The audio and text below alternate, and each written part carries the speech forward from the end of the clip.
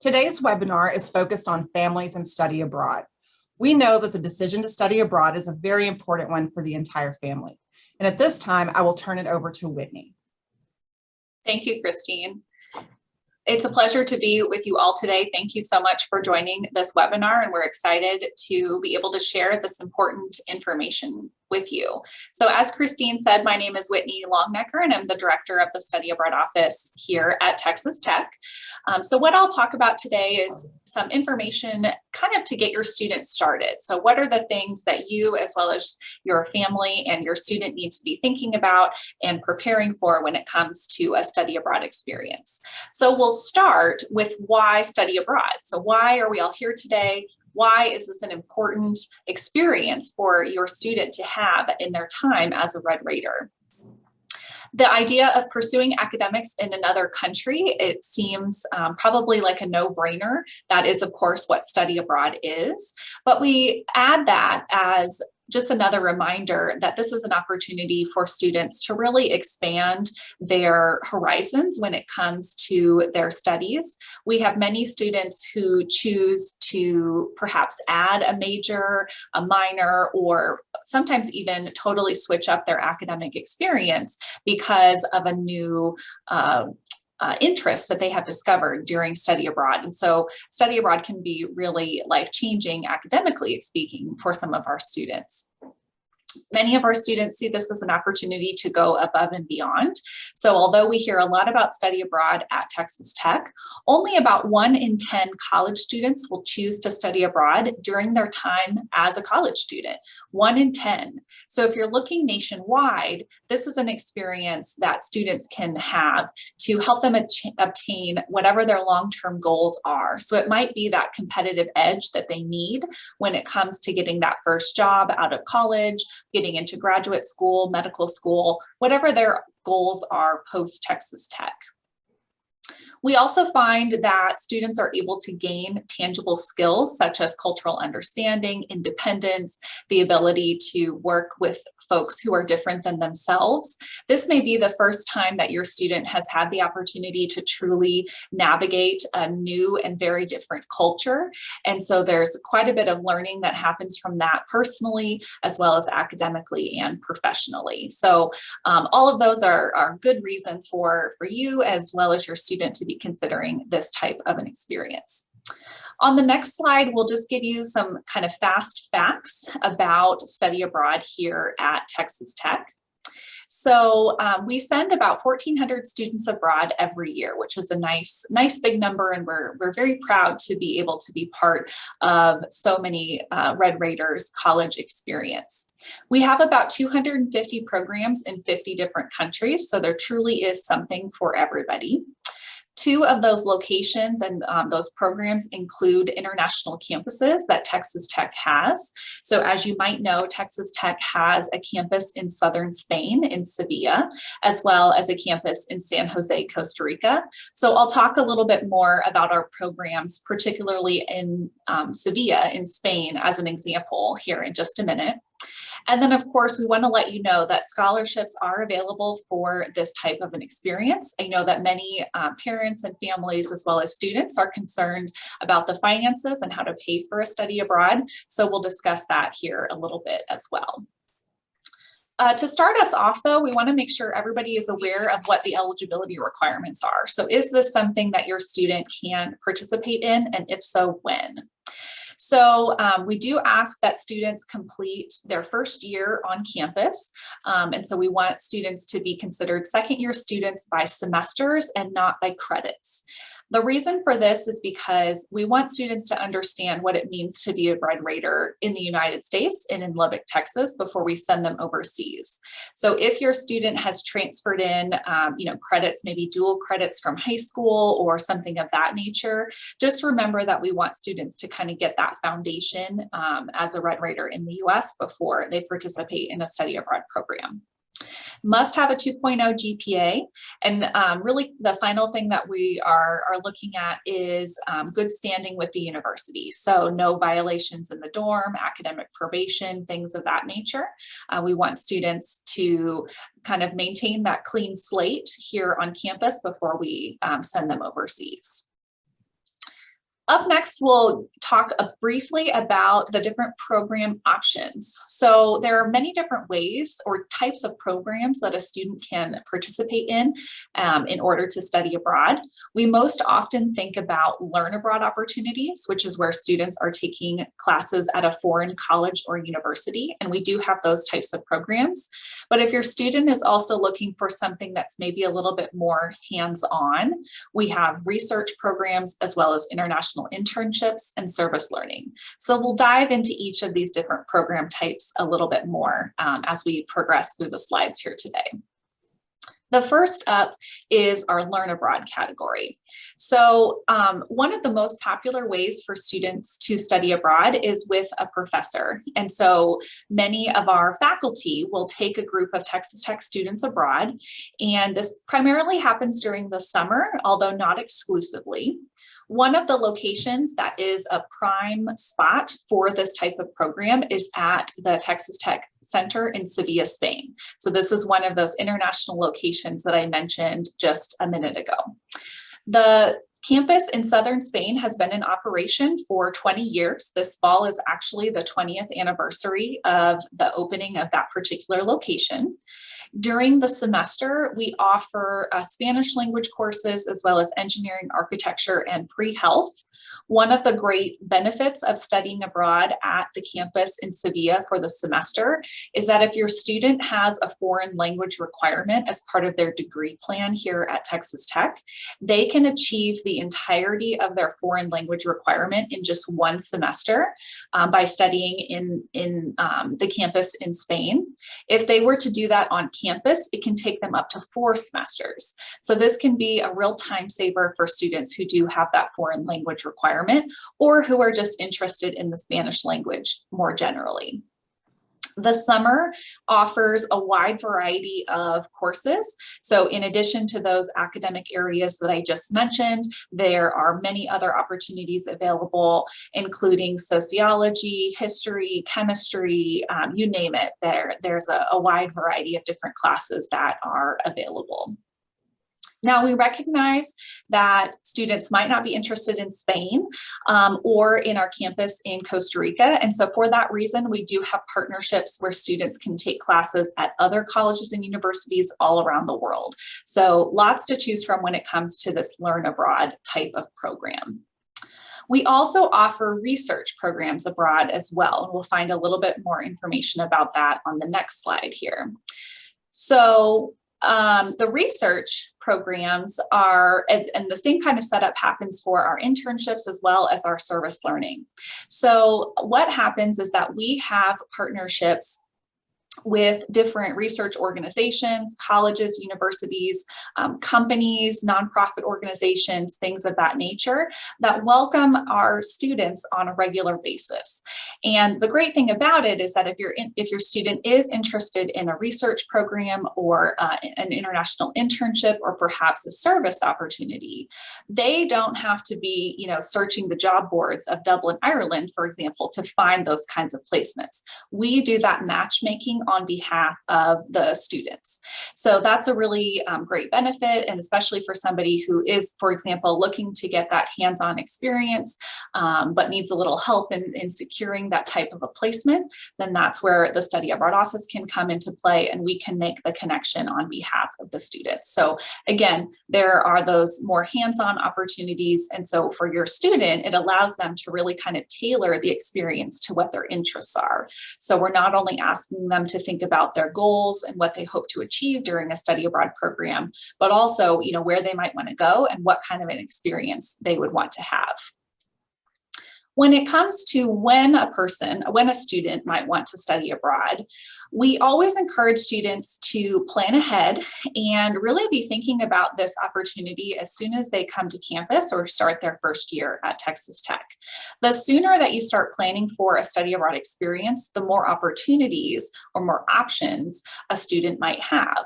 So for example, if you don't start thinking about study abroad until your junior year, it's not that you can't participate in this type of an experience, but the options that you might have may be more limited because you, for example, example, don't have as many classes left to take as part of your degree program as compared to when you're a first-year student. So we always encourage students to think ahead when it comes to planning. And academic advisors play a very important role in that decision-making process. So academic advisors can help students to identify the time that is right for them to be away from campus. We know that certain degree plans have certain semesters or summers where you have to take a certain set of classes, and it has to happen during this time period. Otherwise, the student gets behind in their degree plan, or some kind of scenario like this. And we certainly don't want study abroad to in any way postpone a student's graduation. So that's why it's very important for students to work with their academic advisor to help identify the time of year that would be best for students to participate in this kind of an experience. So up next, we have a bit of information about finances. Study abroad, one of the biggest things that we talk about with families and parents and students is the cost of study abroad. And many folks think that study abroad is a very expensive endeavor that students will participate in, when in fact it doesn't have to be. We have some programs that are less expensive than studying abroad in Lubbock. So if cost is a big consideration for you all or for your student, we can work with you to help find a program that meets not only your students' interests and goals, but also the budget. When it comes to paying for a study abroad experience, there are a couple of different avenues that can be utilized. So first of all, if your student receives federal financial aid to help pay for their studies in Lubbock or with Texas Tech, they can use that money to help with their study abroad experience as well. So their federal financial aid will travel abroad and help to pay for a study abroad experience. In addition, there are a number of scholarships that are available through the Study Abroad Office, as well as other departments and colleges around campus. So there are scholarship resources that are available right here. Some are specific to programs, and then there's also nationwide scholarships as well. This is part of the reason that we ask students to plan ahead when it comes to thinking about a study abroad experience, because it takes a little while sometimes to do that research, think about what scholarships a student is eligible for, and then actually do the application. So the more time for that, the better. That just helps everybody. We would be remiss in having any kind of presentation or conversation at this point if we didn't talk about health and safety as well as COVID. So this might be on the top of your minds, and it's certainly something that we have spent the last 18 months or so thinking a lot about and talking about as well in the Study Abroad Office. I am very happy to say that we do have Red Raiders abroad right now. We resumed study abroad programming for the summer of 2021, and we have students who are abroad right now during the fall semester as well. These were the first groups of students to study abroad since COVID kind of reared its ugly head in the spring of 2020. And at that point, we had recalled all of our students and asked them to come back home for safety measures. But like I said, we're very happy to have our programs up and operational again. In order to make that happen, we have gone through a very similar process as the university has done here locally in Lubbock in thinking about how we can help to ensure our students' health and safety while still offering them this kind of an opportunity. So all of our study abroad programs, their COVID protocols and procedures meet or exceed what is required by Texas Tech University, but also local requirements. And what we're seeing right now is that many of the local requirements related to COVID and things like mask wearing, testing, things of that nature are very different than what our students experience here in the state of Texas. And so we are working very hard to make sure that students have the right expectations set and they know what will be required of them when it comes to traveling during the ongoing pandemic. Now, if you are interested in learning a little bit more about some of these precautions and the protocols that we have set up in place for our study abroad programs, including those that happen at the tech campuses in Spain and Costa Rica, you can scan the QR code that you find on your screen right now. That will take you to a website that shows all of the protocols. It's all out in front there for you, so you can read those and review them. And we encourage you to do that with your student as well, so that way we are in the know as far as what we are doing. I want to make sure that you know the team of students who will be here to help your student and help them to navigate the study abroad process. So I've already introduced myself, but you'll find that there are a number of individuals on the screen here who are ready and able to assist your students. The folks that I want to particularly draw your attention to are Bethany Kwitsky, Lana Sheldon, and Andrea Nowak. So these are our study abroad counselors. And you'll see also that we are in the process of hiring a fourth counselor who will be joining our team shortly. We offer students the opportunity to meet with us at any time to discuss their study abroad interests and their goals. And so one of these individuals is likely who your student will be meeting with. So we wanted to recognize those names and faces. On the next slide, you'll find that students who are part of the College of Business or the College of Engineering also have additional support within the college. So if your student happens to be a student within one of these colleges, just note that there are additional departments that are there to support your student and provide extra advising and support as they navigate the study abroad process. On the last couple of slides, we have some ways that you can learn more and connect with us.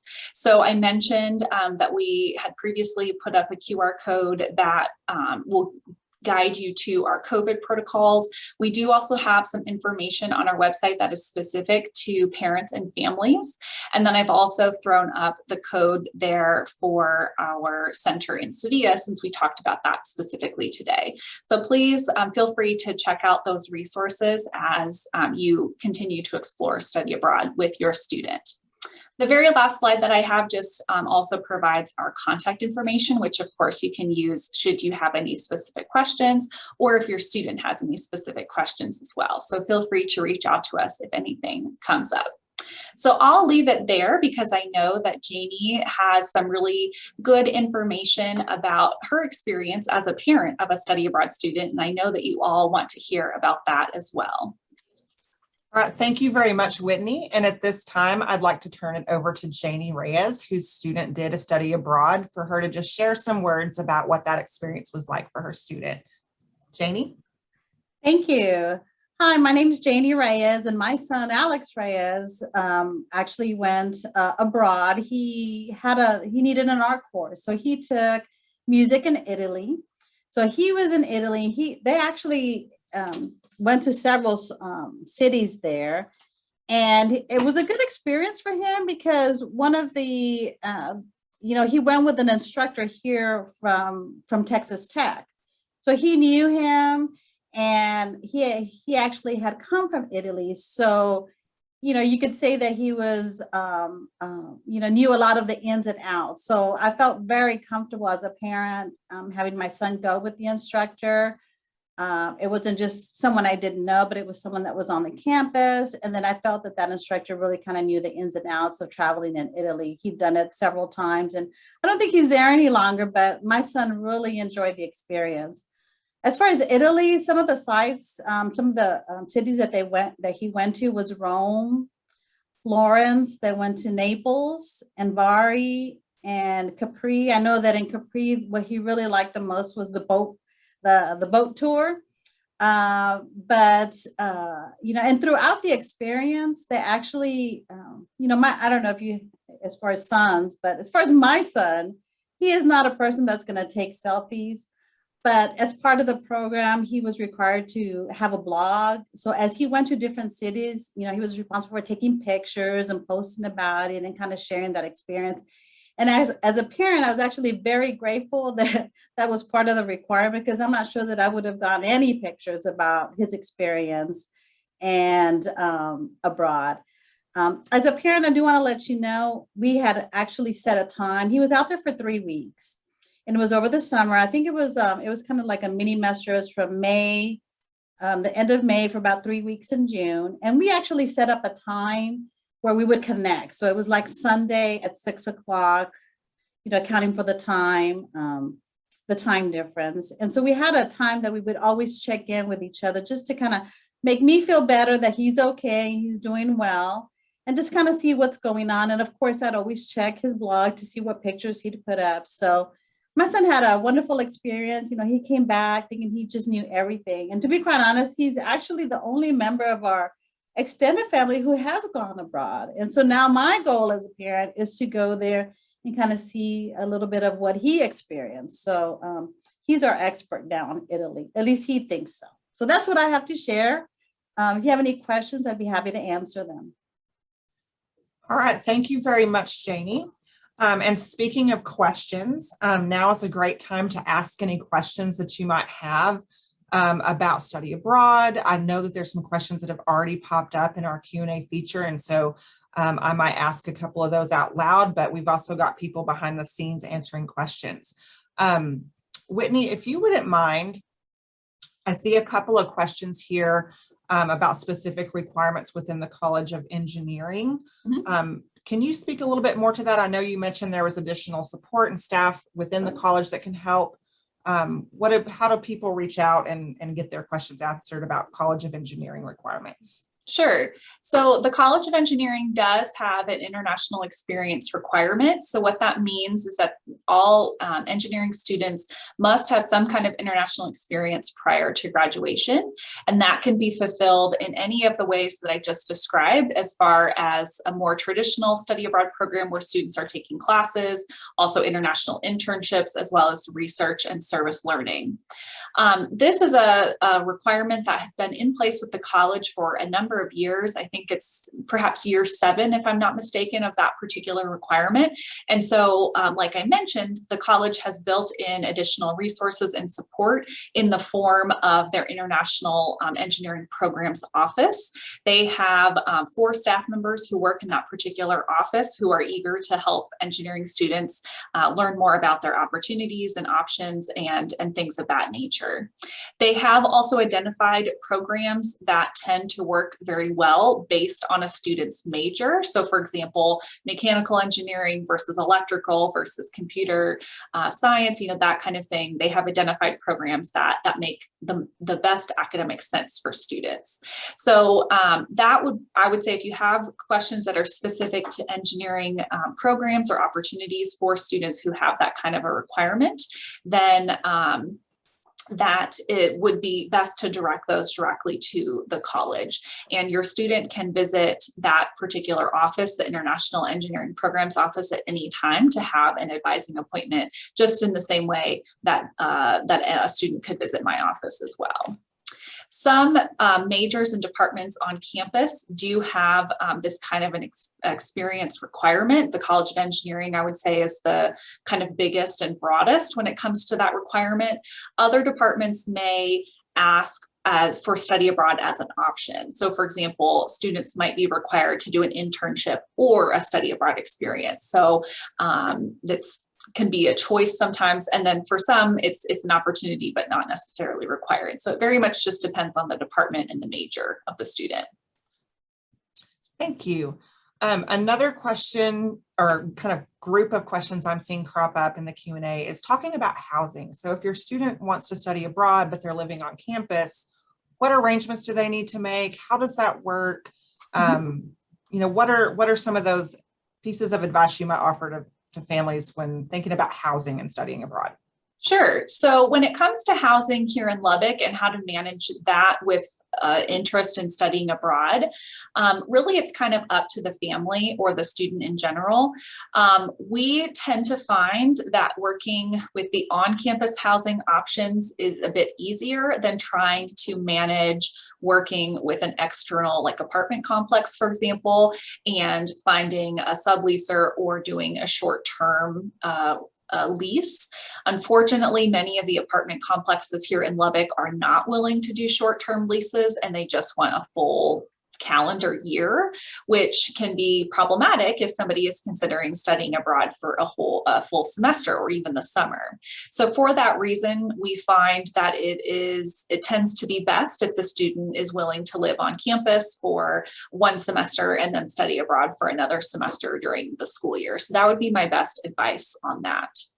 When it comes to housing, on a study abroad program, this will very much depend on the program. So some of our programs offer homestay families. For example, our program at the TTU Center in Sevilla offers homestay families. The students fill out a housing questionnaire and are matched with families that we have longstanding relationships with. The great thing about our homestay families for example, on our campus in Spain is that students are provided with 3 meals a day as well as laundry. So that is a great perk that I wish I had in my everyday life. And I know our students appreciate it as well. Other housing opportunities that are available to students depending on the program could be dormitories, which would be similar to the experience that they have here on campus with the dorms. Some of our short-term programs also offer housing in hotels or hostels, and then some of our programs also offer apartments. So it really just kind of depends on the program. I see a couple of questions here regarding costs. Do you know if the Texas Guaranteed Tuition Plan will work for study abroad? And then how do folks find out costs for global programs that aren't part of TTU? Sure. So all of the cost information for any program, regardless of the type of program, can be found on our website. So we publish all of the program costs and put it right out there for students and families to consider. So we want to be upfront about the costs, and so it's all right there. So oftentimes what we recommend students do is pick out a few programs that they're interested in, and then you could literally line up the budgets in different tabs in your web browser and just really compare and contrast across the board there. So it's all available on our website, which is just studyabroad.ttu.edu. When it comes to specific types of aid, like the Texas Guaranteed Tuition Program and things of that nature, we partner very closely with the Financial Aid Office. And in fact, there is a woman specifically within the Financial Aid Office who acts as a study abroad advisor for these very kinds of questions. Her name is Nikki Nordell, and I can put her contact information in the chat. I'll also do that for our website, so you have a direct link to this. But she is kind of our expert and our go-to when it comes to the application of these different types of financial aid funds and how they can be applied to a study abroad experience. So, so that's something to be aware of, is that we have that extra support right within the Financial Aid Office. Wonderful. And then I have a few questions that have come up about deadlines. So one has applied for the spring semester. When will they find out about acceptance? And then a couple of questions about deadlines for scholarship applications, as well as a freshman who wants to study abroad in the summer. Should they already be putting out applications? Sure. So we, for students who have applied for the spring semester, we are in the process of accepting students and asking them to formally commit to their program. So if your student has not heard of their acceptance decision yet, I would encourage them to reach out to their study abroad counselor, and they should be able to advise them of the next steps and what the process is.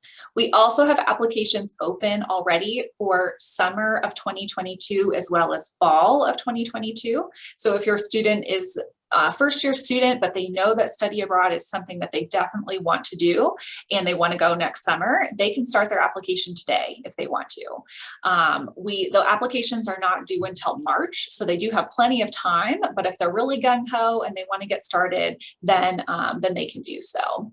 Our big application deadlines are usually in March and October, so you can kind of keep those time frames in mind as your student is planning. So it would be March deadlines for our summer and fall programs, and October deadlines for our spring programs. And then our final question that we have in our Q&A is a question asking, is there always a staff member or other students from the USA with students when they go abroad, or are there instances when they would be traveling on their own? Kind of depends on the program. So what for our faculty-led programs, for example, all of those students are students from Texas Tech University, and we find that students naturally kind of group up when it comes to flying. So, for example, we know that these big hubs in Texas, like Dallas and Houston, are probably where students are going to depart the U.S. and fly to their international location, and so we find that students kind of naturally group up and end up on the same flights. Very few of the programs offer group flights, although it's not unheard of, but we don't have very many programs that offer that.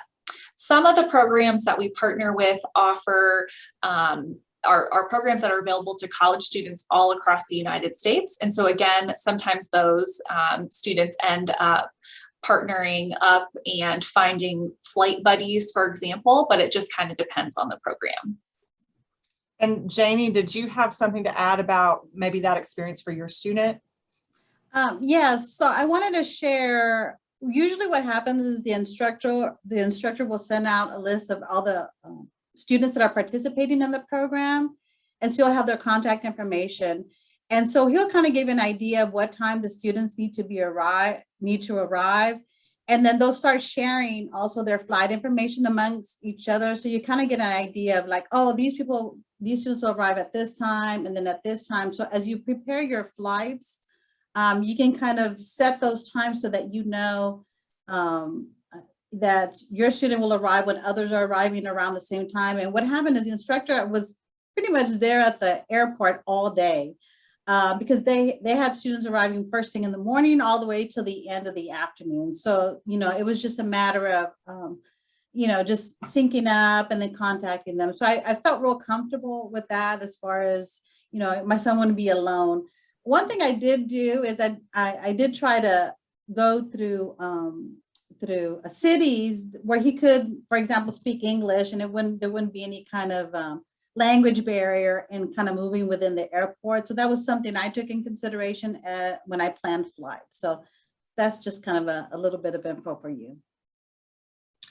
All right. Well, I want to thank both of our presenters. We are at time for our webinar today. If you continue to put questions in those Q&A, in that Q&A feature, we will get those answered for you behind the scenes typing. But thank you all for your time. This was a wonderful experience of sharing information. I appreciate Janie for sharing her experiences as a parent. And thank you, Whitney, for all the great information. So that's the end of our presentation.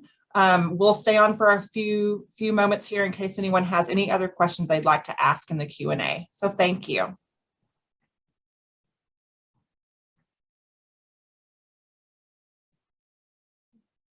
Oh, and I do see a question about sharing the recording. Absolutely, we will share the recording at the same website where you registered. If you look on our screen right now, you can just go to the Parent and Family Relations website and click the button that says webinars, and we'll get it up there shortly. I see a question about reasons for denial for a study abroad program. So if a student meets all the eligibility requirements for a program, like the ones that I mentioned earlier, they really will be accepted. Now, there are situations where programs fill up before, we're not able to accept everybody who applies. So that's something to be aware of. And that's also a reason that we encourage students to plan ahead and apply early. So that way they can be, kind of first in line when it comes to their chosen study abroad program.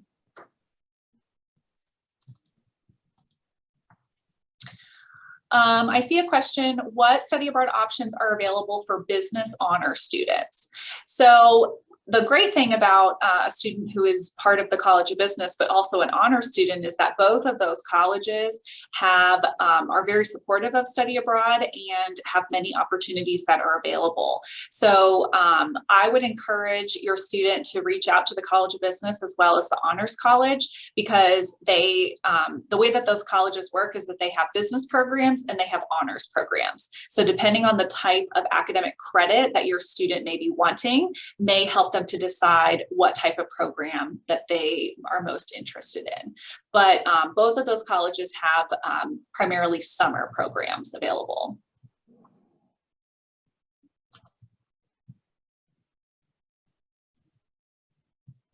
Another question we have, are there certain places or programs that fill up? Did you reference programs for pre-med or STEM students? Okay, so some of our programs do fill up and are quite popular year after year.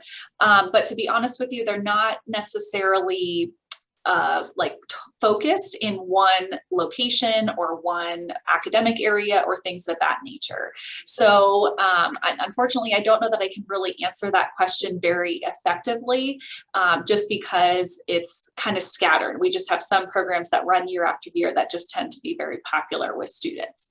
But I would say that it's important for students, regardless of what they're interested in doing, to plan early, so that way they can have their application first in line, kind of like I was describing before. We do have programs that are specific for students who are interested in a future career in the healthcare field. We actually have some programs that offer medical shadowing opportunities. So there are opportunities for students regardless of their major, including some of those kind of heavy science degrees.